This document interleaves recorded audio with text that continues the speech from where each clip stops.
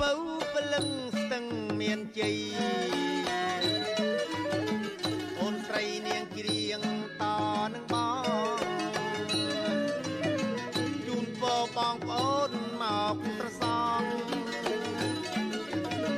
ទាំងប្អូនទាំងបងលោកយាយតានៅក្នុងប្រទេសក្រៅប្រទេសមើលអូនលីលោកមុំបាត់ណាច្រៀងជូនបងប្អូនជាតិខេមរាឲ្យលោកសុខាមុំទាំងប្រុសស្រីដូច្នេះនាងខ្ញុំលើកដៃបួងសួង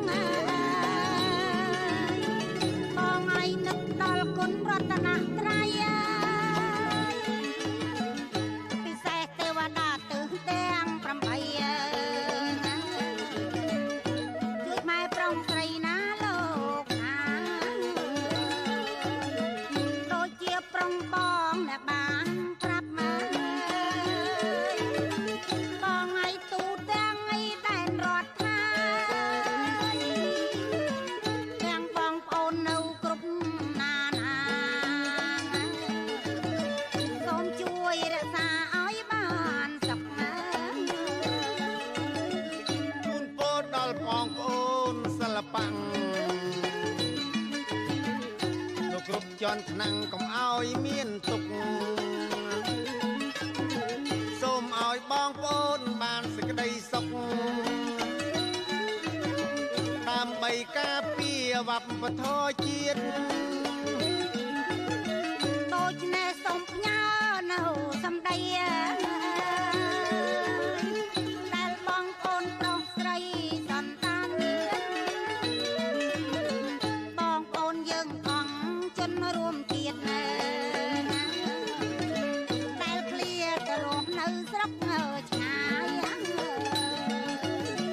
ពេលណាបានជួបមុខអុកសុផាលោកយាយលោកតា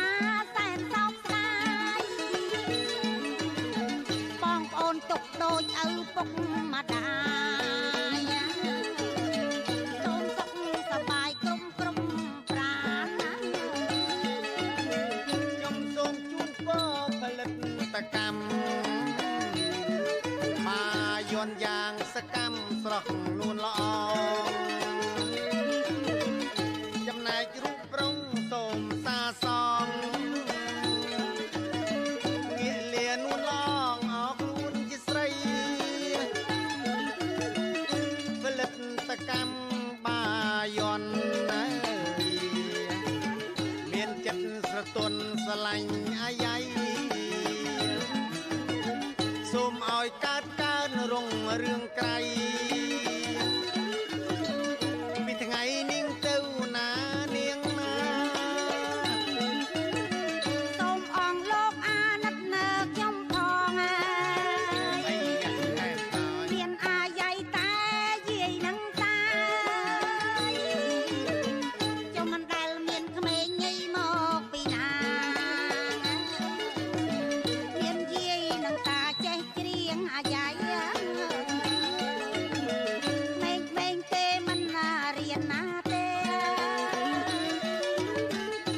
ចំណូលចំណងផ្នែកខាងសម័យកំសត់ខ្លាំងណាស់សិល្បៈអាយ៉ៃមានតានឹងយាយនៅរក្សាសូមជូនពរបងប្អូនសិល្បៈតន្ត្រីសម័យចាក់ណានាង